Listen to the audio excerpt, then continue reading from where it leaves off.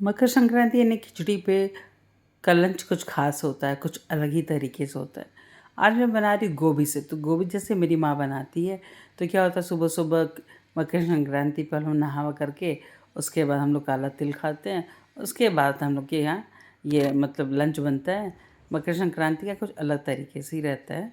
तो यहाँ पे मैंने गोभी को क्या किया कि थोड़े से गर्म पानी में कट करके और नमक डाल के हल्का सा उबाल लिया है।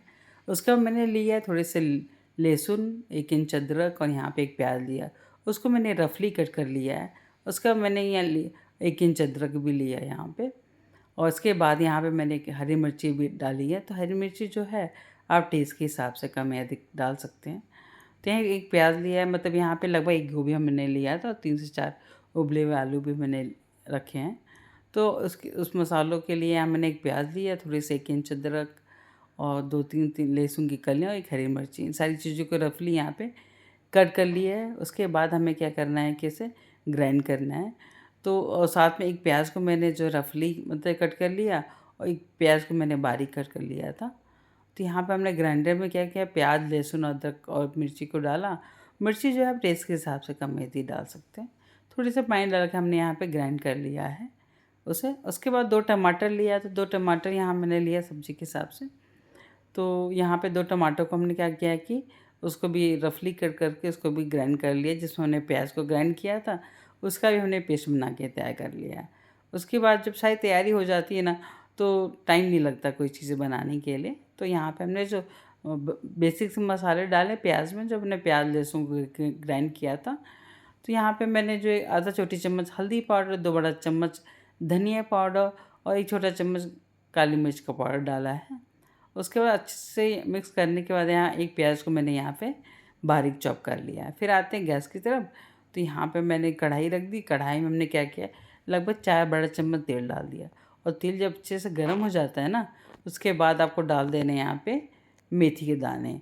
उसके बाद यहाँ पे हल्का सा जो उबले हुए गोभी थे वो डाल के आपको हल्का ही भून लेना है चलाते हुए। और चेक करना है कि बीच-बीच में चलाते रहें कि जले ना। तो यहाँ पे बीच में आपको चलाते रहना है। उसके जब देख सकते हैं कि गोभी अच्छे से भून चुकी है, तो उसको हमने निकाल देना है प्लेट में। और फिर उसी कढ़ाई में हमने तेल थोड़े कम हो गए थे, तो हमने 1 बड़ा चम्मच तेल और भी डाल दिया। उसमें डाल दिए थोड़े से जीरे डाल दिए। तो जीरा भुनने के बाद हमने डाल दिया ये प्याज, जो कटे हुए प्याज बारीक काट के रखे थे वो डाले। और वो जब थोड़ा सा कलर चेंज हो गया, भुन गया, तो हमने जो प्याज को बाकी मसाले ऐड किए थे वो डाल दिए। फिर टमाटर को डाल दिए जो पीसे मसाले थे। और सारी चीज़ों को आपको अच्छे से भुनना है, गैस का फ्लेम थोड़ा कम करके और ढक देना है।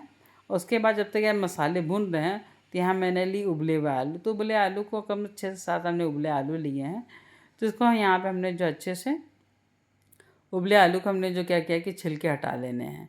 उबले आलू के छिलके हटाने के बाद यहाँ पे इसको छोटे-छोटे पीसेस में कट कर लेंगे। 6 से 7 उबले आलू लिया था। तो एक साइड में हमने मसाले जो भुनने के रखे थे, गैस का फ्लेम थोड़ा कम कर दिया था। उसके जो मसाले अच्छे से भुन गए हैं, थोड़ा देख सकते हैं पानी भी उसका कम हो गया था और साइड में तेल रिलीज़ होने लगे। उसके बाद आपको डाल देने हैं गोभी और आलू। और डालने के बाद आपको अच्छे से भून लेने हैं। उसके बाद डाल देने हैं मटर। तो फ्रेश मटर आजकल ठंडियों में आसानी से मिल जाते हैं। उसको आपको डालना है 2 बड़ा चम्मच गरम मसाला का। और डालने के बाद अच्छे से सारी चीज़ों को भून लेना है। भूनने के बाद यहाँ पे मैंने डाल दिया पानी। तो ग्रेवी आप हिसाब से कम या अधिक कर सकते हैं। तो लगभग 2 गिलास लगभग मैंने यहाँ पे 1 से 2 गिलास यहाँ पानी डाल दिया था। फिर डालने हैं नमक।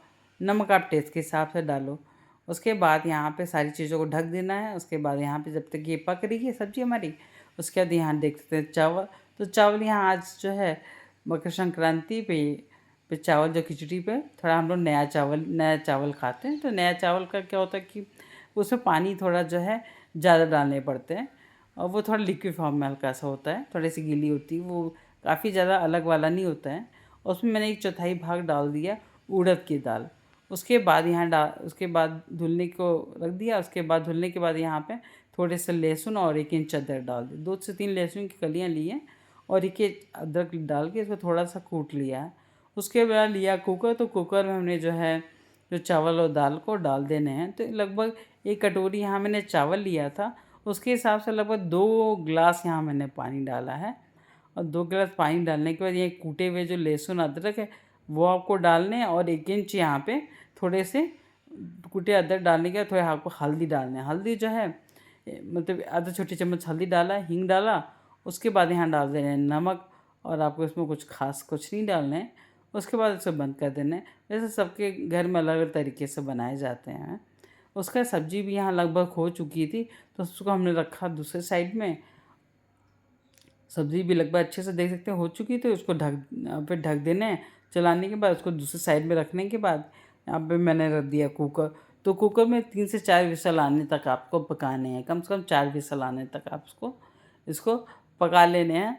तो जब तक ये मतलब 3 से 4 विसल आई, उसके बाद मैंने जो है कुकर को साइड में रख दिया थोड़ा ठंडा होने के लिए। उसके बाद सब्ज़ी भी लगभग हो चुकी है, तो उसमें डालने के लिए मैंने थोड़ी सी फ्रेश हरी धनिया को भी यहाँ पे कट कर लिया है। जिससे क्या होगा कि किसी भी ग्रेवी में आप फ्रेश हरी धनिया डालते हो ना, उसका टेस्ट और भी अच्छा आता है। तो यहाँ पे सब्ज़ी लगभग हो चुकी थी और काफ़ी गाढ़ी भी हो गई थी। तो उसके बाद उसके बाद फर्स्ट हमने डाल दी फ्रेश हरी धनिया, और सब्ज़ी भी हमारी बहुत टेस्टी बनी हुई थी। और यहाँ पे इसको हमने रखा साइड में। उसके बाद यहाँ पे एक कढ़ाई में डाला तेल, और तेल अधिक से डालने हैं। फिर इसका तेल को अच्छे से गर्म कर लेना जब तक थोड़े से धुएँ ना निकलने लगे। फिर एक एक करके थोड़े पापड़ भी तल लेते हैं उसके साथ खाने के लिए। और यहाँ पे पापड़ मैंने जो है उसको तल लिया है। आप चाहें तो रोस्ट भी करें, यहाँ पे मैंने तेल में उसको डीप फ्राई कर लिया। और सारी चीज़ें यहाँ मैंने थाली में सजा रखी हैं, क्योंकि आज जो खिचड़ी का जो पोंगल की खिचड़ी होती है कुछ खास होती है। दही है, चटनी है, तिल के लड्डू हैं, आलू गोभी की सब्ज़ी है, पापड़ है, और यहाँ पे खिचड़ी गरमा-गरम खाइए। यकीन मानिए बहुत बहुत ही टेस्टी बनी हुई थी। पोंगल की खिचड़ी कुछ खास ही स्पेशल होती है। आप ऊपर से देसी घी के साथ खाइए, यकीन मानिए सबको बहुत ही पसंद आएगा। और आपको भी पसंद आती है तो लाइक शेयर करना बिल्कुल मत भूलिएगा। चैनल पर नए आए हैं, चैनल को सब्सक्राइब करना ना भूलिएगा। ये सारी चीज़ें क्या है फ्री में है, बिल्कुल आपके पैसे नहीं लगने वाले हैं। उम्मीद है आपको सबको बहुत ही पसंद आएगी। यहाँ पे मैंने फिर सारी धनिया की मतलब ऊपर से घी के साथ यहाँ मैंने सर्व किया था। ये कि मैंने बहुत बहुत टेस्टी बनी हुई थी। फिर मिलते हैं नई रेसिपी के साथ। Thank you for watching and goodbye and take care.